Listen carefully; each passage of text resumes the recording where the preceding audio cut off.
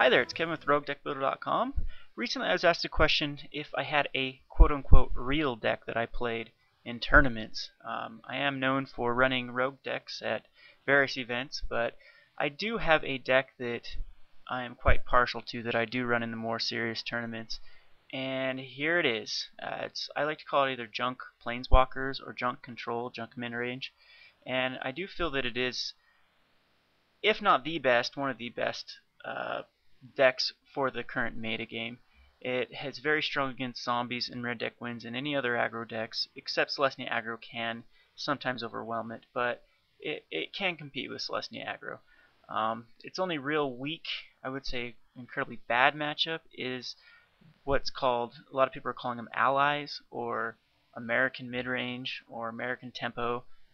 Basically blue, white, red tempo deck. It's kind of like the old non-Delver white-blue list back in the old standard, where they ran 4 Restoration Angels, Snapcaster Mage, and Aggro Bolases, just with a bunch of Vapor Snags and counter spells.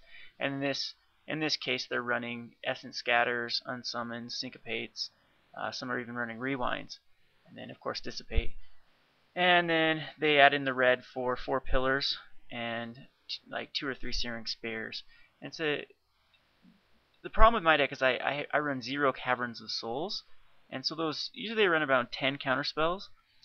And without Caverns of Souls, all my creatures that actually matter, since I am a slow deck to get started, they get countered, and there's no way for me to then I just get beat down by Restoration Angels and Snapcasters.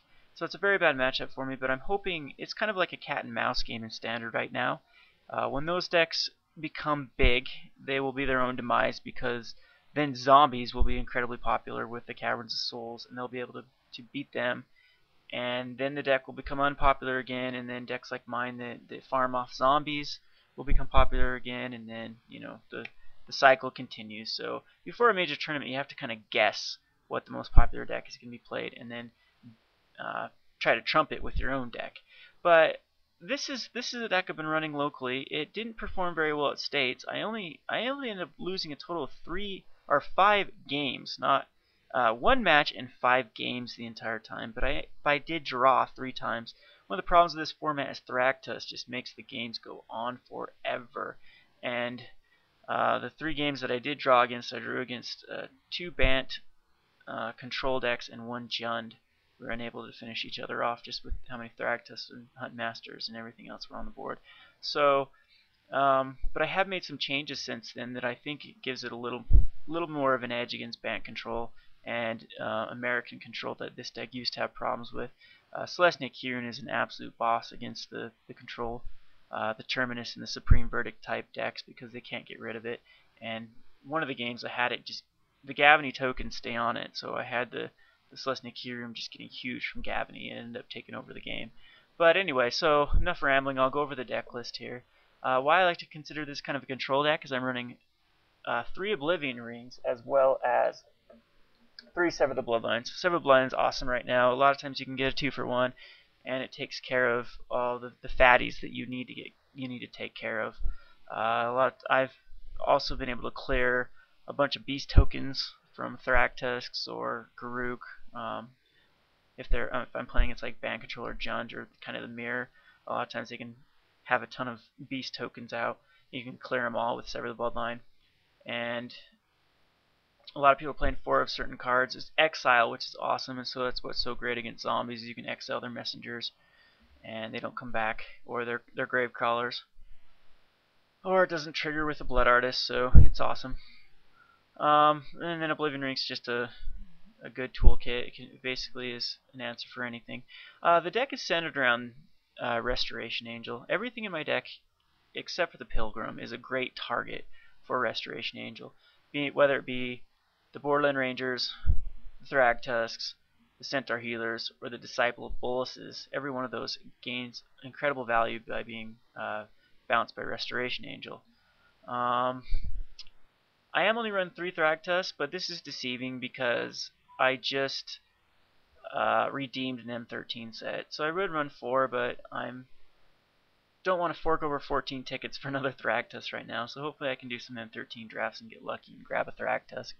So that's my reasoning for just the 3 of. I'm running a 1 Garruk Primal Hunter.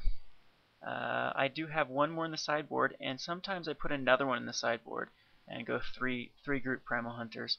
They're great against the control matchups, great against Jund, great against the mid-range matchups because it allows me to draw so many cards, and against the control matchup, if it gets up to 6, it can be a win condition. So, great card.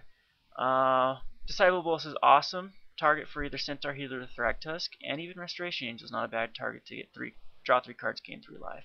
This is a great card. I don't know why it's not being played more. Then of course Borderland Ranger. Borderland Ranger, it's either this or Farseek, and I prefer Borderland Ranger because Farseek can't be flickered by Restoration Angel. So it does kind of make my mana base a little bit weird. I have to play a Singleton Plains and a Singleton Swamp for target from a Borderland Ranger, but it works out pretty well. That's why I like this card, and he can chump like a Diagraph Ghoul or a Rakdos Cackler. You can trade with the guys Saint Trapped if they don't have any enchantments on him or any pumps on him. So I do like Borderland Ranger. Then the 4 Avacyn Pilgrims. I used to run Arbor Elves, but I found that Arbor Elves a lot of times didn't have a decent target to untap. I'd need another either white source or black source, and all I'd have is a forest and Sun Petals and woodland cemeteries. Or, heaven forbid, I had to play Sun Petal Groves into play tapped, and then the next turn play an Arbor Elf, and then I can't untap the Sun Petal Grove. And there's a lot of games that actually happened where then I couldn't have a 3 mana for a Key Rune or a Borderland Ranger, and I get stuck on 2 mana and an Arbor Elf not being able to do anything. So I did cut them and just stick with 4 Avacyn Pilgrims. Armada Wurm is a 1 of. I've been known to criticize this card a lot. My friends give me flack because they think it's a great card, and I think it's an okay card. I like to say that it's in the wrong standard. It would have been great in the last standard with all the Vapor Snags, and bad in this standard or just decent in this standard because it gets Supreme Verdict or Terminus so much, and you get no value out of it. Great target for Restoration Angel or Disciple Bolas though, and it's a great card with Vault of the Archangel. I have won a lot of games just from Armada Wurm and Vault of the Archangel, they're only able to absorb 1 damage with Death Touch Trample, and that being the difference of the game, or killing their planeswalkers. So, great combination between Trample and Vault of the Archangel. Then the 4 of Centaur Healers, I think they're a necessity in the metagame right now. There's a ton of Red Deck wins, a ton of Selesnya Aggro, and a ton of zombies, and this can help you. A lot of times you can't get to 5 mana in time to start throwing up the Thragtusk, and you need something quicker. You need a second turn or a third turn answer to their aggro, and Centaur Healer is the answer. And like I said, it makes a great target for Disciple Bolas. It makes a decent target for Restoration Angel. So and it kills a Geist and survives, and it kills an Ash Zealot and survives, kills Rakdos Cacklers and survives. So it's an amazing card. It trades with the Silverblade Paladin.